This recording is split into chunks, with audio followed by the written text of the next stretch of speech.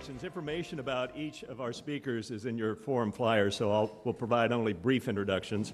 Our first speaker is the commander of the Ohio Army National Guard Special Troops Command. Please welcome Brigadier General Maria Kelly.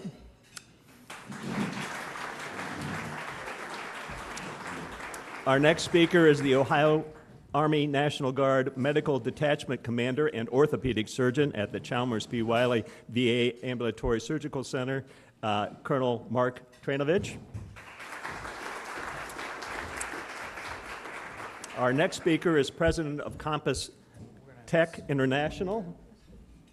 I think Julie can get behind me here, and then we got an extra seat there. Is President of Compass Tech International. Please welcome Rich Brown.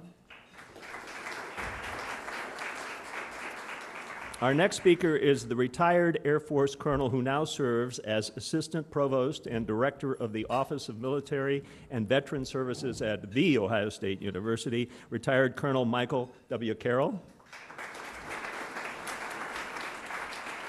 Serving as moderator today is the Director of Family Readiness and Warrior Support Resources of the Ohio National Guard. Please welcome Colonel Julie Blake. And I guess first of all, I want to welcome all of the panelists, but turn the microphone over to General Kelly. Thank you. Well, good afternoon, everyone. And I want to thank you, first of all, for the invitation to speak with you today about returning service members and veterans, their concerns, their needs, and how you might be a part of addressing those needs and better understanding them first and foremost. Now, in an effort to give maximum time to this esteemed panel, I'm going to give you just what we would call big hand little map, or broad brush, if you will, of the landscape that we're operating on and with. Well, first of all, I think it's important for me to define and be a little bit clear about who our returning service members are. I would categorize them really in two main populations. One of them is going to be the first population I'll refer to as the veteran service member. I use the term veteran carefully because it has different meanings in different groupings of people in different agencies.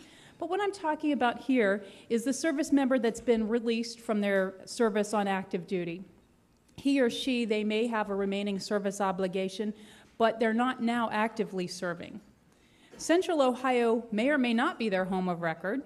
Perhaps it's the home of their spouse, the location of their educational institution that they're coming to, or perhaps they are returning or relocating here for employment. Any future reduction that we might see of forces could significantly increase that population here in Ohio in the future. The second major population would be what I'll refer to as your citizen service member. Now, this service member is a member of your reserve components of any of the branches of the military. He or she may have recently separated from active duty, or they may be a career reservist or National Guardsman in your community. He or she has likely resided here prior to their deployment, and they are returning. That deployment could have lasted several months. It could have lasted in excess of a year.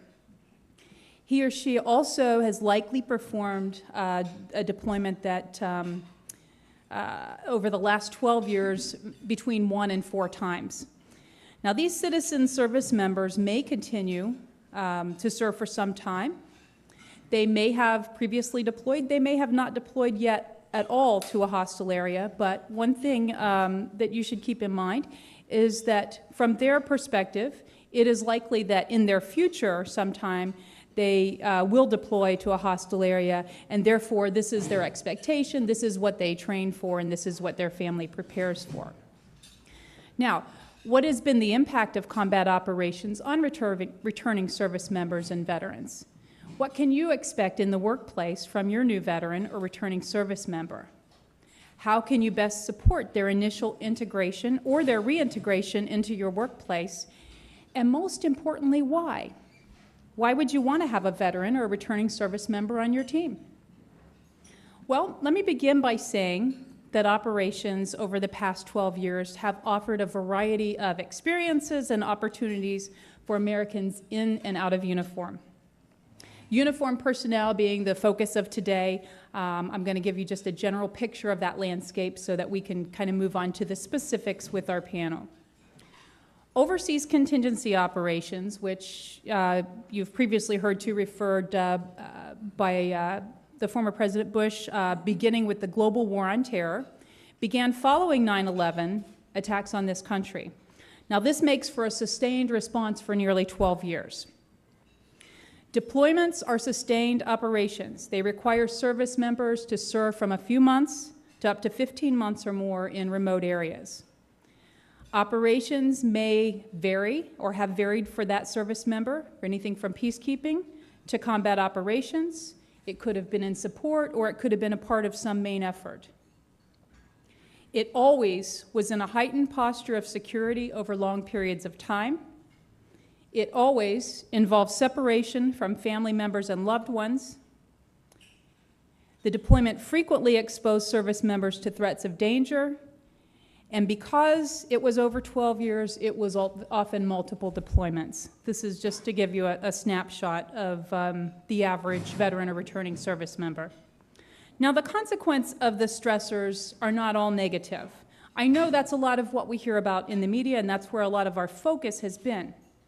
There are harsh conditions, uncertainty, danger, and significantly challenging assignments that our service members face, and often their family at home as well, I might add. But this all has contributed to other things, and that is significant growth, sometimes significant positive growth.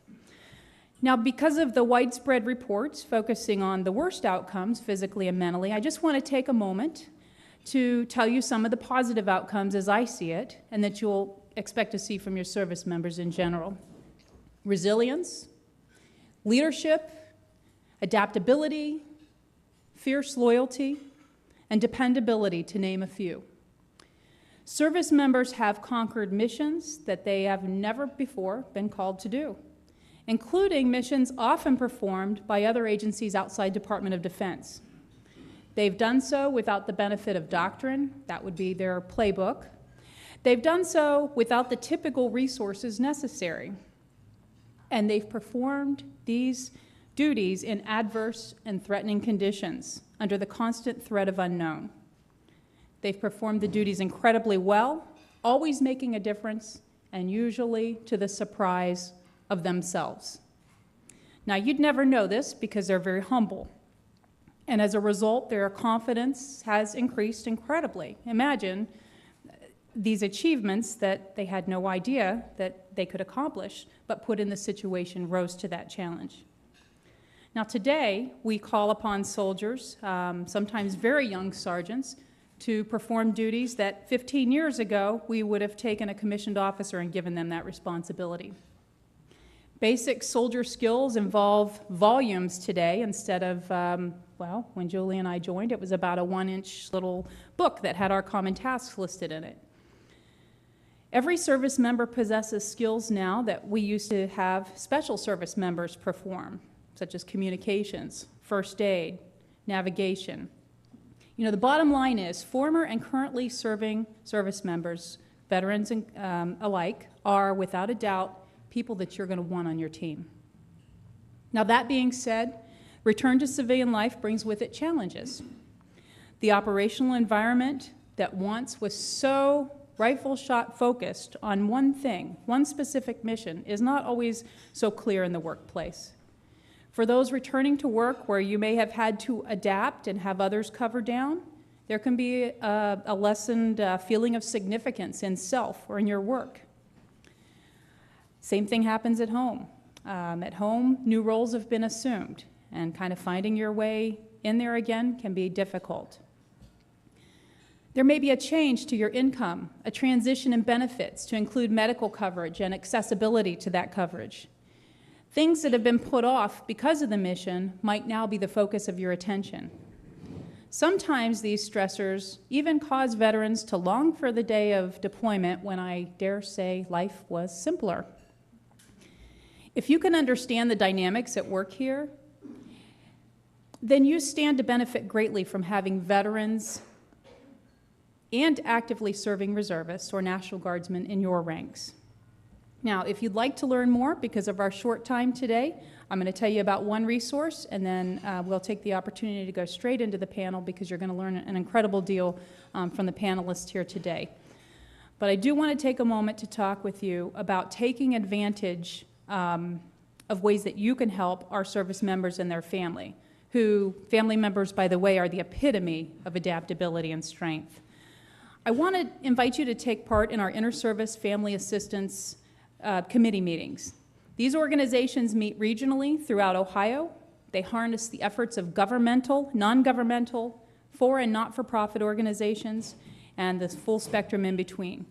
These groups meet with leaders and representatives from our military units as well as our family readiness groups, and they can speak directly about the needs in their specific areas and within their organizations, their units, the families and service members that they represent. I'd like to thank you again for the opportunity just to give you an overview. I hope you found it beneficial, and I will be available along with the panel to answer any questions. Thank you very much.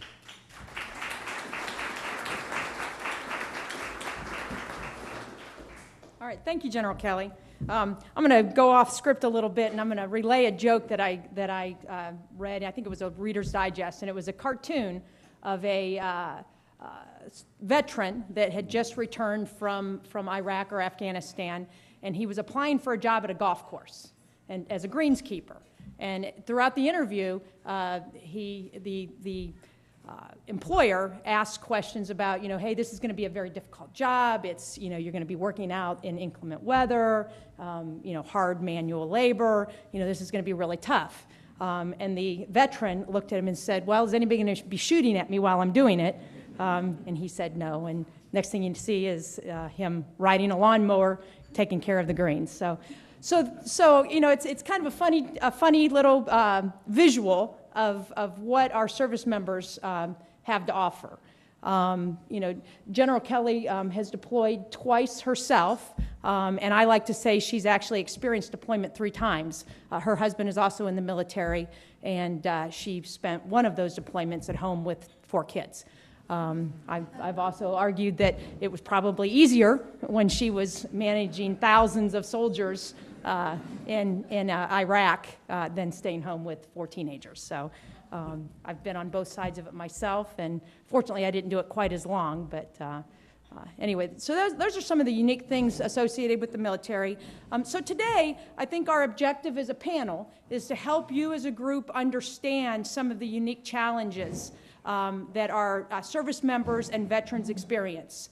In Ohio alone, correct me if I'm wrong, audience, there's about 1 million veterans that call Ohio home, and there's about 40,000 actively serving service members that have Ohio listed as their home of record, with about half of them being in the reserve component that are constantly moving in and out of their roles as civilian employees and taking on their responsibilities for the military.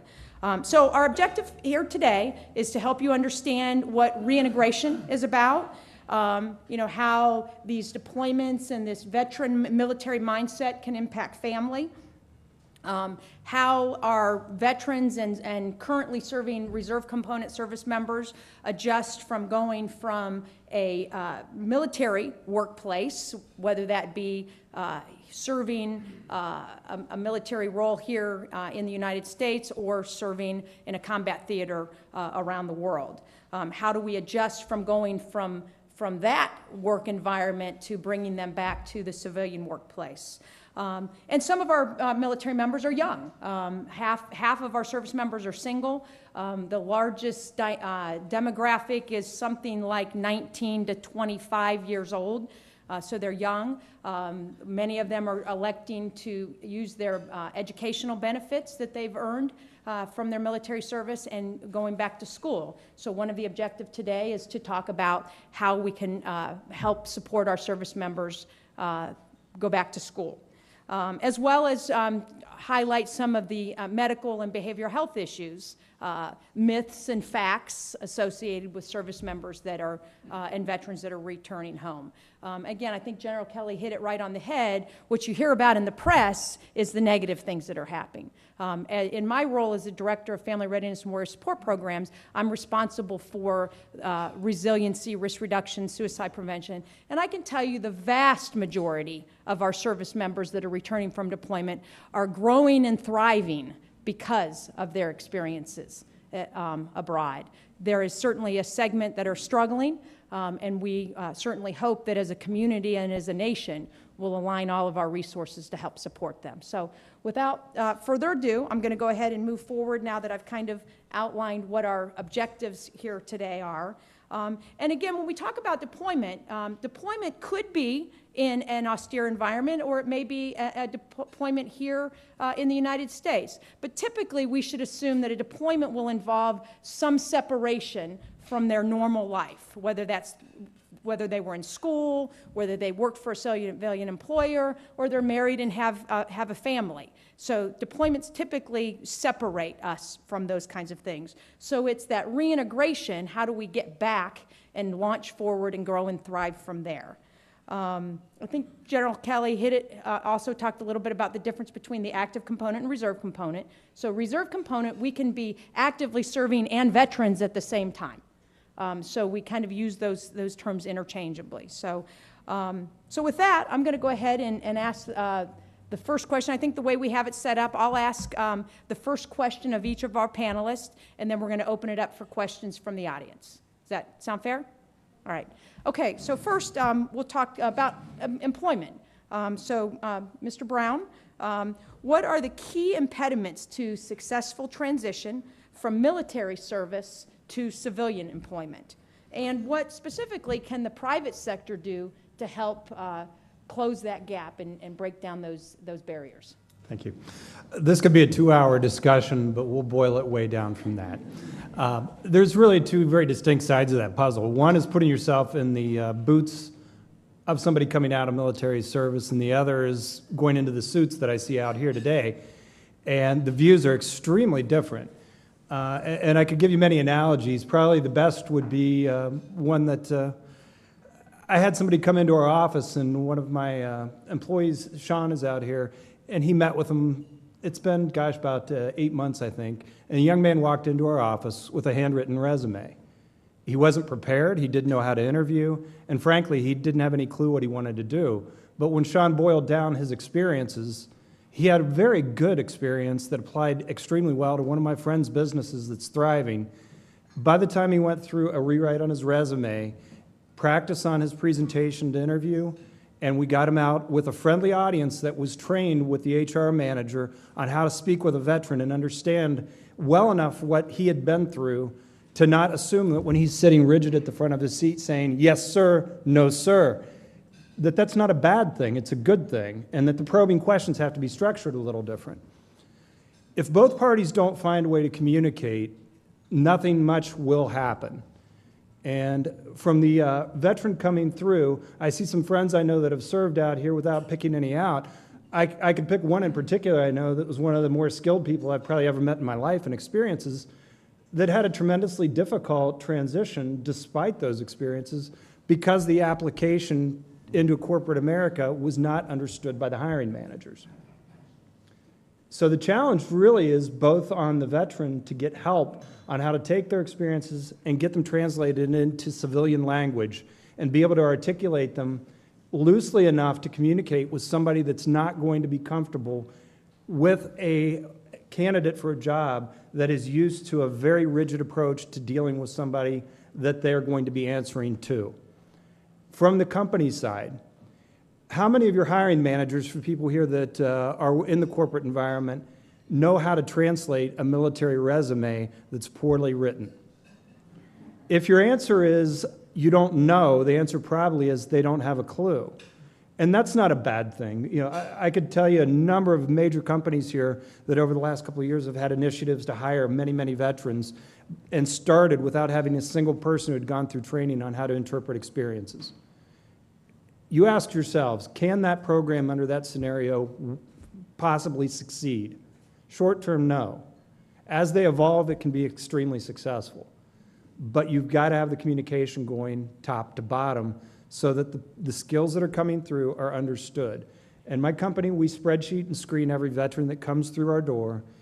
And as was touched on very appropriately, the media puts a big magnifying glass on problems.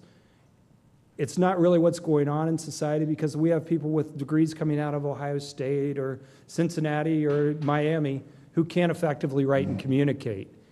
Society looks much like the military, and the military is a giant society all on its own with every skill set. It's matching those two up that's really our challenge. My biggest single client is Honda.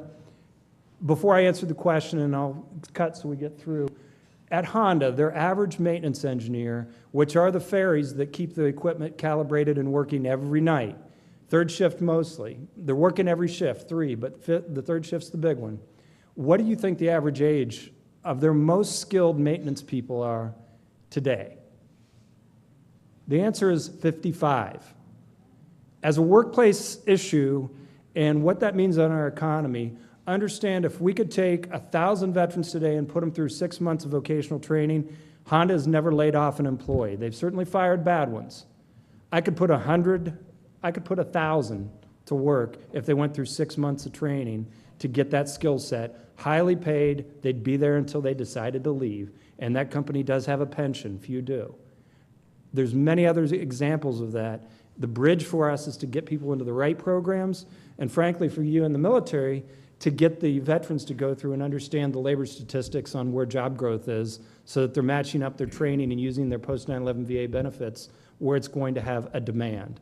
If we don't do that, we're going to have people frustrated in a whole new way where they've gone into a second round of education and training prepared for jobs that don't exist.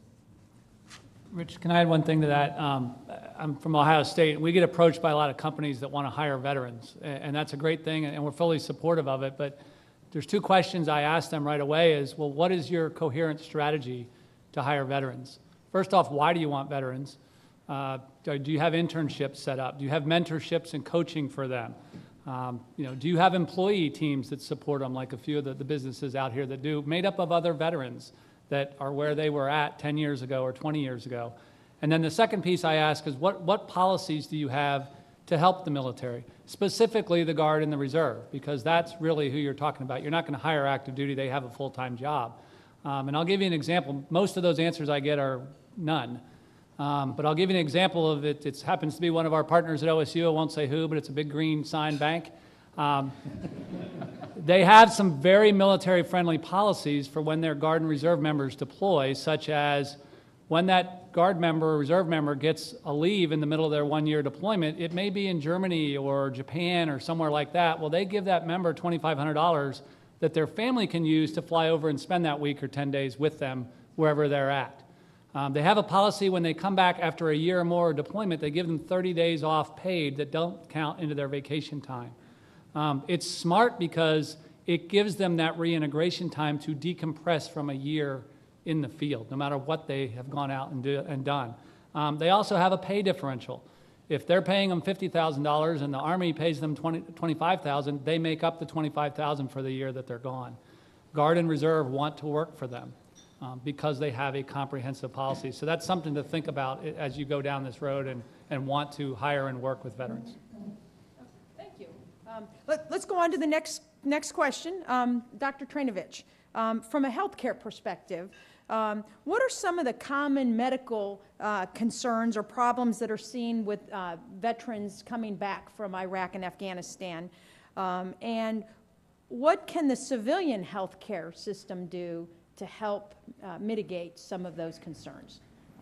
Well, first of all, thank you all for having me here, and thank you, Colonel Blake, for asking a question that I can answer. I work at the Columbus VA. I'm an orthopedic surgeon there. So I tapped into the VA resources. They have epidemiology studies on our veterans and what their healthcare problems are. So they have data going back from 2002 through the present, and I'm going to give you the top 5 diagnoses that we see. 58% of veterans coming home have musculoskeletal problems, which is why I stay very busy at the Chalmers P. Wiley clinic down the road here. Most of those ailments have to do with the joints in the back, and again, that's why we have a big orthopedic department. 56% of the veterans coming home have mental health issues, and it's important to realize that post-traumatic stress, which is one of the common things we see again in the lay press, that is a big component of what the mental health department there deals with. But again, that's a similar issue that we have local people who are firemen, policemen, EMS workers, oncologists.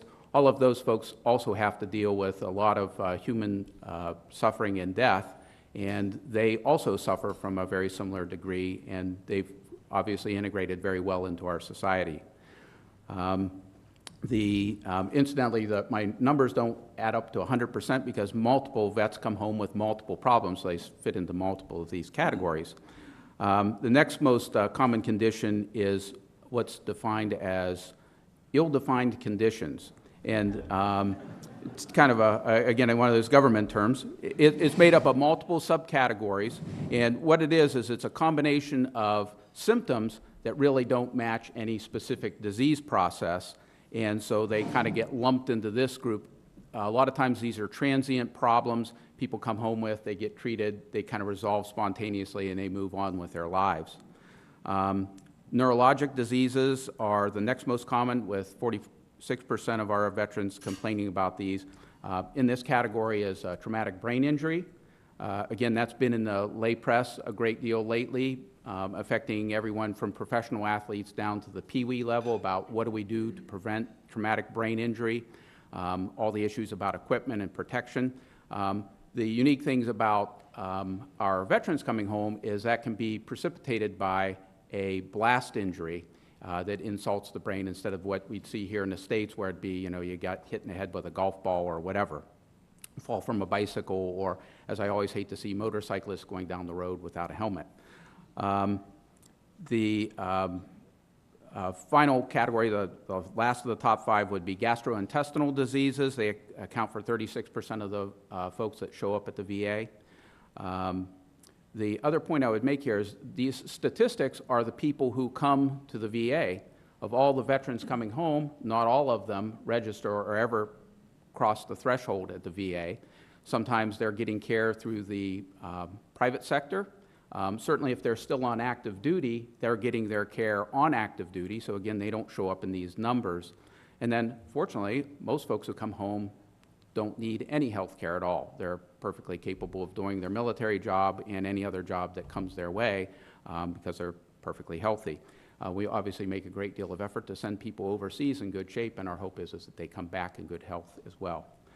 Now, regarding the civilian healthcare system and how it would best deal with this, well, quite frankly, taking care of those soldiers is really no different than they would deal with any other patient. Your brain doesn't know the difference as to whether it was a blast injury or a hit to the head. The brain's response is pretty consistent. And again, so the treatment is really basically the same.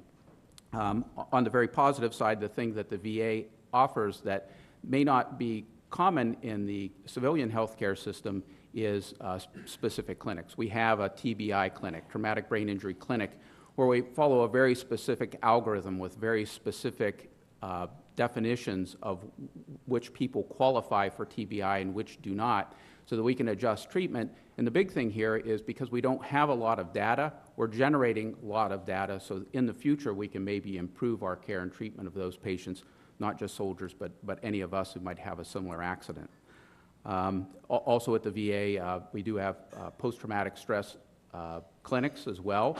And as you've probably seen in the news, there's been a big concern about suicide. There's a suicide prevention program. We offer that training through everyone in the National Guard. In the VA, we're also, every physician that works there also does that training. So we're all prepared to deal with any patient that walks in through the door. I've had to escort so far just one patient from our office down to mental health to get some care. It does happen. Fortunately, it doesn't happen very often. Hopefully that answers your question. Absolutely. absolutely. Any other questions from the panel? One comment that come out, when you see people that are going through treatment and trying to rehabilitate and come into society, the statistics on unemployment in Ohio right now, I saw this morning, I'm just doing a little refresher. If we took the unemployment rate from 2007 and the labor force participation was the same, right now the unemployment rate in Ohio would be 11.7%. For the military, for veterans, it's higher than that. So there's also a portion that goes through treatment that are fairly invisible to society because they're falling under the cracks fully. And I did a study last year. I surveyed through the local chapter of the Society of Human Resources Management, 300 HR managers in Central Ohio. I put a 5-series questions that was circular. The first question was, does your company discriminate against the long-term unemployed? The correct, politically correct answer there is always never, right? And we've got a lot of attorneys in here going, yes, that is the correct answer. By the 5th question, though, as you went around the circular questioning, the real answer is always.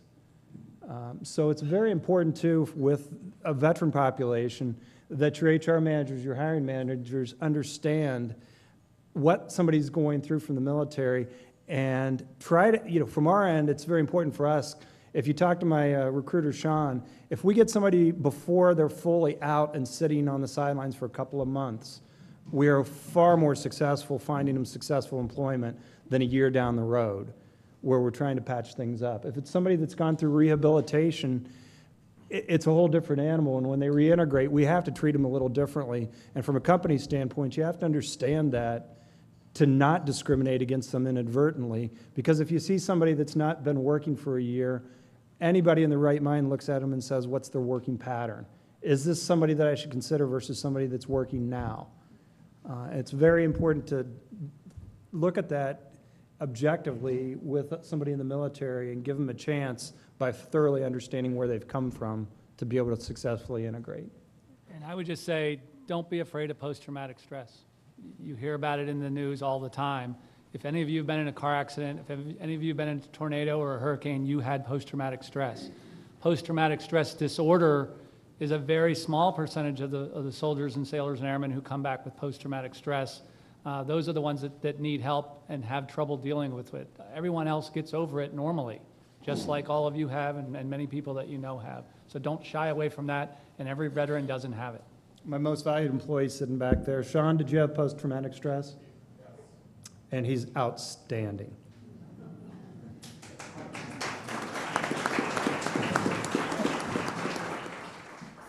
So, Mike, a number of our returning veterans are in that 19 to 20-something-year-old segment that are still trying to figure out what they want to be when they grow up. And where the military and our government has offered a number of educational benefits to help them further their educational goals. But many of those 19 to 20-something-year-olds just are still trying to figure out what they want to do. So if you could please talk to us about what are some of the hurdles that our veterans are facing as they look to pursue their academic goals, to maybe include helping them figure out what they're suited for, and what can educational institutions do to help veterans stay focused and achieve their goals. Okay. Well, I would put it in the 19 to 60 plus category. We just graduated a Vietnam veteran with a law degree a couple weeks ago at our commencement, and we see everything in between from PhD on down. And real quick, back to what the general said about veteran. We sit in education at the nexus of a bazillion bureaucracies, federal, state, financial aid, all these. They all define a veteran differently. And the experts in our office understand that very well to help the veteran. But in general, our office doesn't care. If you're connected in the military in some way, shape, or form, and you walk through our doors, our pledge is we're going to help you. We're going to get you to the right thing. So that's how we define it as the Buckeye military family. As simple as that. And we have the experts that can do that. But I explain it as there's a threefold transition that each of these student veterans are going through. The first is the transition to college. And oh, by the way, they're not 18. We know it's really hard to go to college. Our university spends millions on first-year experience and retention because it's hard to transition to college. They're doing that.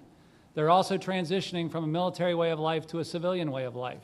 I retired a few years ago. It was hard for me. It's still hard because you're leaving a organization and a way of life that teaches you that the mission and the team is above you always in every aspect of what you do. And then we put them in college and say, it's all about you. You're responsible for everything. Do it all yourself. That's very hard. And then many, many of them are transitioning from combat, which is the hardest of all three. And think of the combat nature of this war. It's very different. Many of the wars previous, including the first Gulf War, you fought on front lines. The Army sent the combat forces, the Air Force sent what we call rated operators. Then you went back to a base that was pretty safe, and combat support was there. That's gone in this war. You're attacked on the way traveling. You're attacked in your safe bases. So for 365 days, you are under threat. That's very hard to deal with mentally. One of the last things I did was I merged an Air Force, Army, and Navy base together into a new joint base, and I was responsible for all the services on that base. Things like contracting, food services, logistics, civil engineers, stuff that we don't typically associate with combat. And I can tell you from those organizations, we had every one of them in combat, and everyone had at least one member who shot and killed the enemy from those typically support side. So it's a different world. So we're seeing a lot more folks come back with combat transition. And then we ask them to make all three of those transition at once, just like the 18-year-old next to you in class. So it's a big hurdle. On top of that, the VA paperwork. You've heard about VA backlogs. It's not near as bad in education, thankfully, but it's there. So we have some support services. We looked at it as a university a few years ago and said we want to do it differently. We asked that question just like I asked the employers. Why are we doing this? What do we want to do? And we said we want to do it for academic success and we want to build trust with the veterans. So we attacked it by providing some support services to them to help them through those procedures, get their paperwork right. I call it the price of entry for a university. When the individuals were in the military and we sent them to go do something, to fight, to do humanitarian mission, we promised them their money and their family would be taken care of. Well, now their mission is to go to school. And if we don't get their paperwork and their money right, they can't concentrate on going to school. So we have to put some resources towards that and take care of that. We provide counselors, tutors, academic advisors to them. We have them across the university, but we also bring them in now to a new office a couple of days a week so they're there if they want to use it in a different format, maybe a less threatening format. They can see that counselor in our office rather than walking into the counseling center and maybe there's a stigma. We have an orientation for them where we educate them on their rights as a veteran, what they can use through the VA and the medical care and the counseling, and then over here what they can use on Ohio State's side, and how they can tie them together or keep them separate. How seeing our disability services doesn't affect their disability rating in the VA and they won't lose money. Big concern. So they might be more willing to use some of those services. And then we look at policies. What can we do? What can we change as a university to make it easier on them? But we put an identifier in their record that says we know the VA is going to pay, but we also know they pay late. They've never paid on time, but they've never defaulted. So let's get that in there and stop sending them emails that say you haven't paid your bill, you can't sign up for class. Or I'll give you a kind of a silly example, but we got a phone call on a Friday afternoon last fall, unintended consequence, because this GI Bill, you can give your benefits to your family members if you sign them over and you serve at least 10 years. We get a phone call on Friday afternoon at 4 o'clock from the football team. The individual who's carrying the flag out opening day tomorrow at the football game hasn't paid his bill and can't dress. It's a dependent of a military member, and the only one by NCAA rules who can waive that is our registrar, and we don't know where he is. So we finally track him down on a conference call, and he says, well, if the military office says they're valid, they're valid. Just trust them. And we waived it. We no longer have to go through that. We had it with a baseball player. We had it with a track player, unintended consequences. But it was building those relationships with our office with the entire university. What I say to our university is no one office owns veterans. We all do. And if we all don't, we're going to fail. And we're going to fail these students. So it's about building that trust out and helping them where they need it. And then when they don't, to reintegrate them. It's a fine line. Because I always get asked, how will you know when your office succeeds? And I say, when the students stop coming to us to help navigate the bureaucracy. They'll just work it on their own with the university and the processes that are there. We give them that little nudge and that little help through that transition. Thank you. So 1 o'clock, right on time to open up the the panel to questions from the audience. And if you don't ask questions, I've got some more. What about some of these veterans organizations?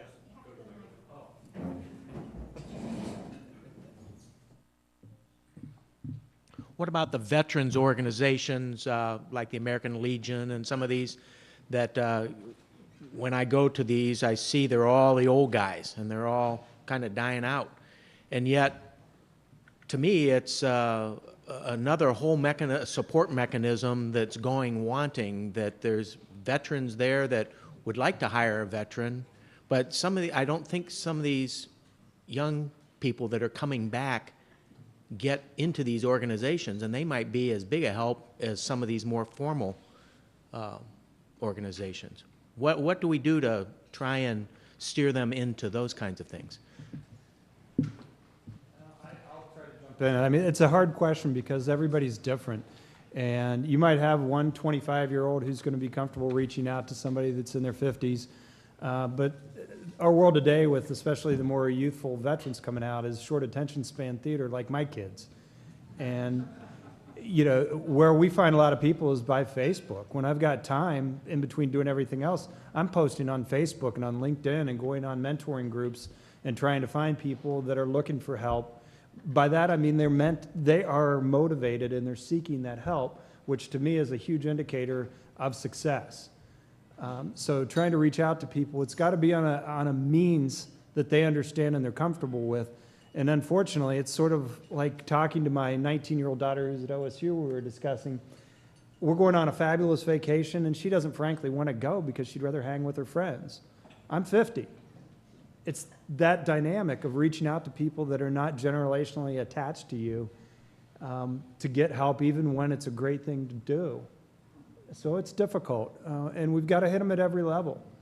When you look at people going through the training and education, you know, frankly, every one of us could mentor one person or grab a bunch of them, and if we steer them into the right programs and get the right help, they're going to be successful. If you hired somebody, if each of you guys looked out and said, I could hire one of these 100 people, and out of them, one of them was a vet, and they had all the VA benefits for training aside, and over the course of a couple of years, they could go to night school, and you could develop them to be exactly what you want for your company. Would that be a benefit? It wouldn't cost you anything other than ability to be flexible with some scheduling. There's so many opportunities out there, but it's not easy. Yeah, I like to say if you've met one veteran, you've met one veteran. And you can say that about any group. But find what you're passionate about or what you're involved in, and then see if you can connect that way. And I'll give you an example. My office works with the Downtown Rotary, who's all about service.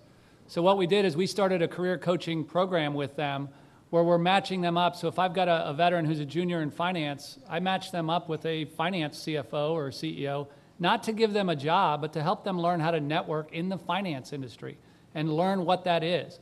The veterans are coming back and they feel at a disadvantage to their peers, even though they may be younger. They knew how to network in the military pretty good, but they don't know how to network in their chosen field at all. And they need some help with that.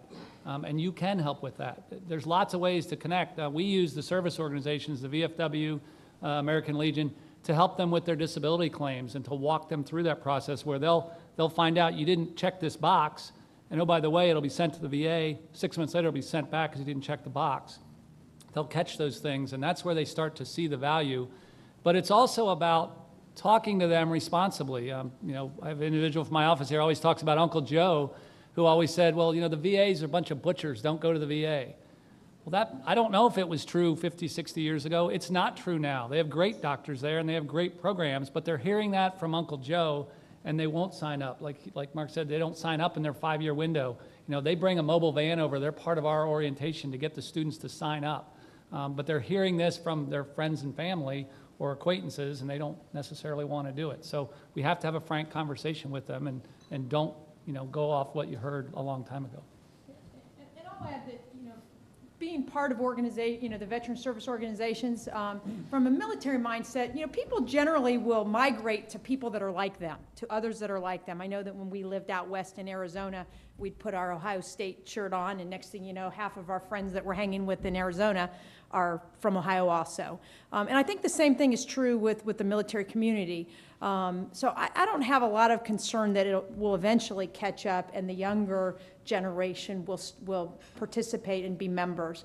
I can tell you, I manage Yellow Ribbon Reintegration Programming for the Ohio National Guard, and we actively engage with all of the veteran service organizations and invite them to encourage membership, to encourage exposure to our service members as to what benefits those organizations offer. And I can tell you every day they're writing checks on behalf of our veteran community. So I think it's just, volunteerism is kind of, I think, a uniquely American thing. When I've traveled abroad, there's not a lot of nations that really have all volunteer little leagues and all volunteer organizations like this. Volunteerism isn't easy, and it is work.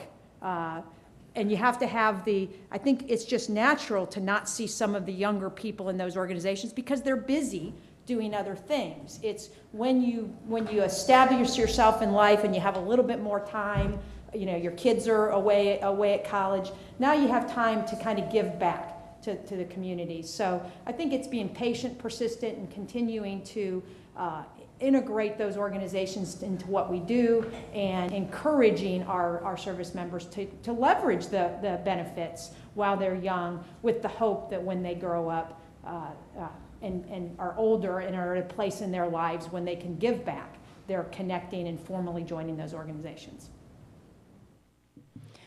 I'm Jane Scott. Growing up, I did not have an opportunity to be part of a military family or to serve in the military myself. But, many times I wish I would have because of the discipline and because of the strong beliefs and strong values that you all have. We've spent most of the time talking about the exit of the soldier. Talk to us a little bit about some of your recruiting efforts and what kind of people are looking to the military these days. Personally, I wish everyone had to serve a year somewhere doing something for the country, but obviously our society isn't built that way. So talk to us a little bit about the people coming on the front end. General Kelly may be best positioned to answer that.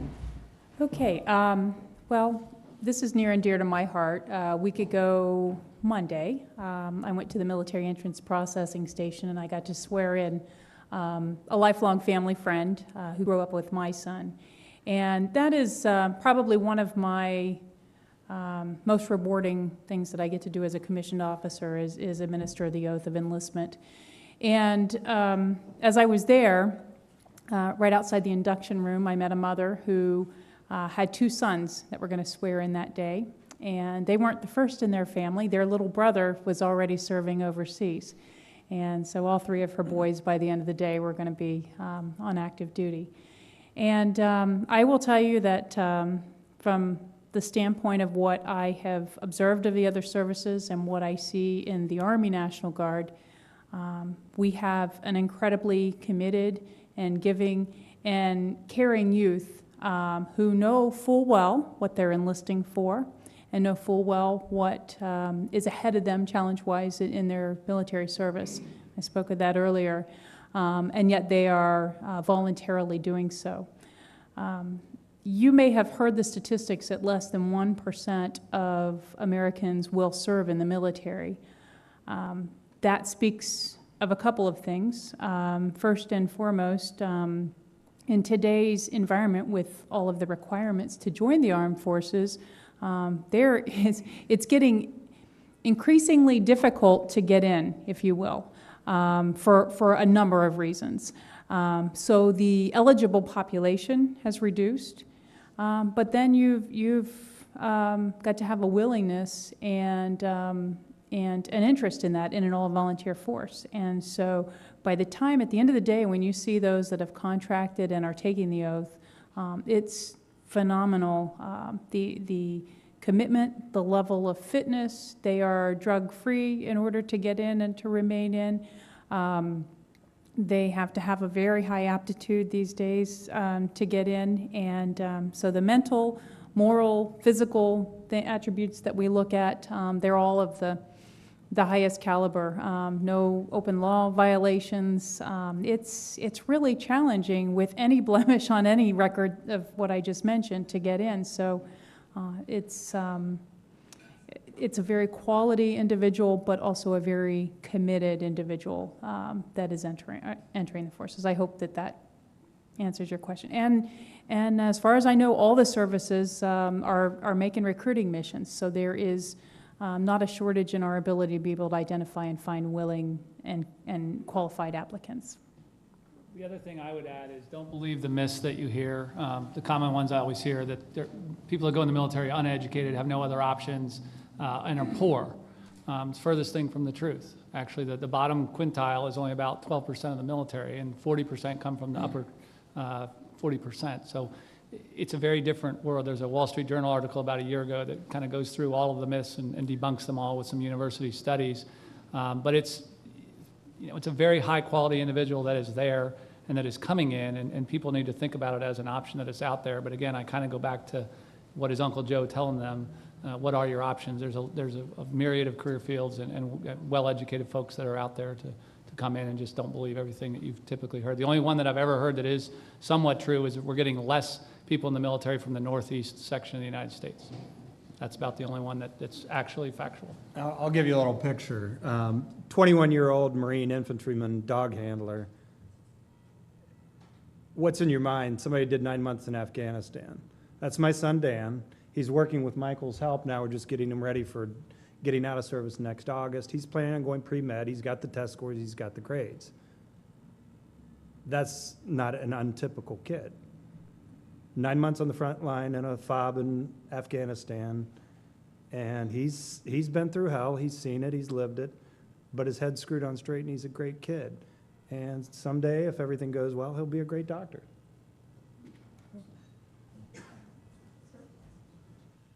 I've never been to the military myself, so I have no idea what the answer to this question is.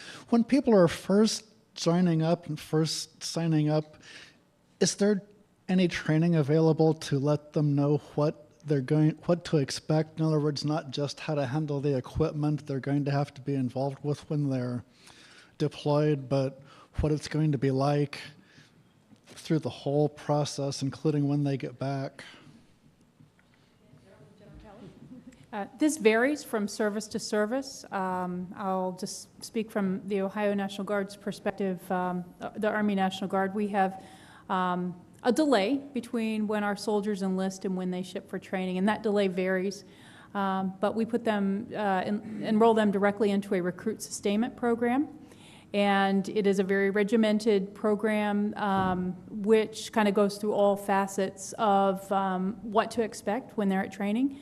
We have get excellent results because we have found that one consequence is that it reduces the number of soldiers that do not ship to training or that do not perform well at training and may, as a result, get out of the service for various reasons. So our retention rate is very good all the way through training. Additionally, physically, they're prevailing at training. We're getting a lot of undergraduates through training, some of the top of their class, and we find that our soldiers are often selected when they get off the bus for leadership positions because they're identifiable by the level of confidence that they have when they get there. So to answer your question, yes, every service handles it, every branch of the service handles it differently.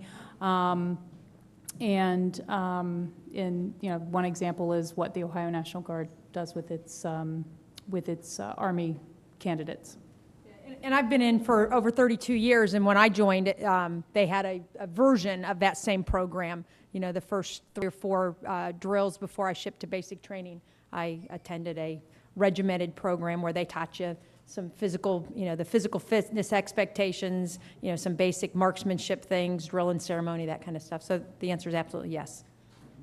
You get your basic training that everyone gets, then you get maybe up to a year of technical training into your specialty, and then usually before you deploy, you're given very specific training to what you're going to go do.